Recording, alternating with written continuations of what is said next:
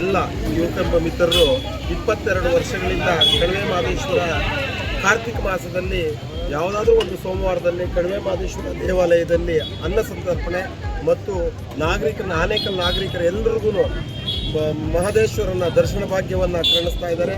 ಇವರು ಇದೇ ರೀತಿಯಲ್ಲಿ ಮುಂದಿನ ದಿನಗಳಲ್ಲೂ ಹೆಚ್ಚಿನ ರೀತಿಯಲ್ಲಿ ನಡೆಸುವಂಥ ಶಕ್ತಿಯನ್ನು ಭಗವಂತ ಮಹದೇಶ್ವರ ಕೊಡಲಿ ಅಂತ ಈ ಸಮಯದಲ್ಲಿ ಅವರಿಗೆ ಭಗವಂತನಲ್ಲಿ ಕೋರ್ತಾ ಅವ್ರ ಪರವಾಗಿ ಈ ಕಾರ್ಯಕ್ರಮ ಯಶಸ್ವಿ ಆಗಲಿ.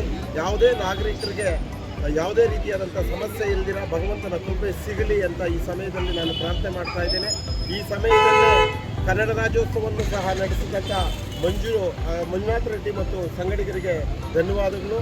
ಇದೇ ರೀತಿ ಧರ್ಮದ ಪ್ರೇಮ, ರಾಷ್ಟ್ರ ಪ್ರೇಮ, ರಾಜ್ಯದ ಭಾಷೆ ಪ್ರೇಮ ಇವೆಲ್ಲನೂ ಬೆಳೆಸ್ಕೊಳ್ಳಿ. ಈ ದಿವಸ ಇಲ್ಲಿ ನೆರೆದಿರ್ತಕ್ಕಂಥ ಎಲ್ಲ ನಾಗರಿಕ ಬಂಧುಗಳಿಗೆ ಕನಕ ಜಯಂತಿಯ ಶುಭಾಶಯಗಳನ್ನು ಹಾಗೂ ಕಣಿವೆ ಮಹದೇಶ್ವರನ ಕೃಪೆ ಎಲ್ಲರಿಗೂ ಸಿಗಲಿ ಅಂತ ನಾನು ಈ ಸಮಯದಲ್ಲಿ ಭಗವಂತನಲ್ಲಿ ಪ್ರಾರ್ಥನೆ ಮಾಡ್ಕೊಳ್ತಾ ಇದ್ದೇನೆ. ಈ ಕಾರ್ಯಕ್ರಮ ಯಶಸ್ವಿಯಾಗಿದೆ.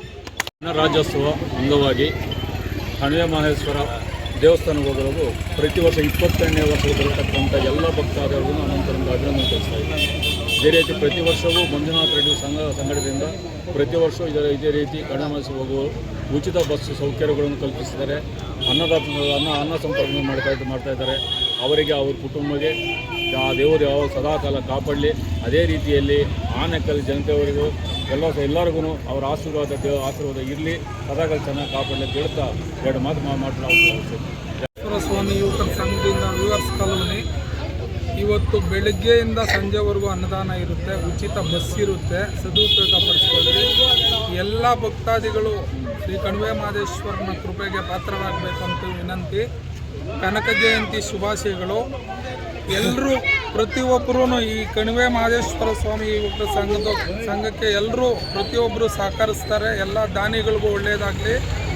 ಪ್ರತಿಯೊಬ್ಬರು ಹಿರಿಯರು, ನಮ್ಮ ನರಸಿಂಹರೆಡ್ಡಿ ಅಣ್ಣವರು, ನಮ್ಮ ಬಿ ನಾಗರಾಜು ಅಣ್ಣವರು ಮತ್ತು ನಮ್ಮ ಮಾಜಿ ಸಚಿವರು ಎ ನಾರಾಯಣ ಸ್ವಾಮಿಯವರು ಫಸ್ಟು ನಾವು ಶುರು ಮಾಡಿದಾಗಿಂದನೂ ನಮಗೆ ಸಹಕರಿಸ್ತಾರೆ, ಅವರು ಸಹಾಯ ಮಾಡ್ತಾರೆ. ದಯವಿಟ್ಟು ಎಲ್ಲರೂ ಪ್ರತಿಯೊಬ್ಬರು ಇಲ್ಲಿ ₹1 ಕೊಡ್ತಕ್ಕಂಥ ಭಕ್ತರಿಗೂ ಒಳ್ಳೆಯದಾಗಬೇಕು. ಸಾವಿರಾರು ಜನ ಸೇರಿ ಒಂದು 10-15 ಸಾವಿರ ಜನ ಸೇರ್ತಾರೆ. ಇವತ್ತು ಎಲ್ರಿಗೂ ಒಳ್ಳೆಯದಾಗಲಿ.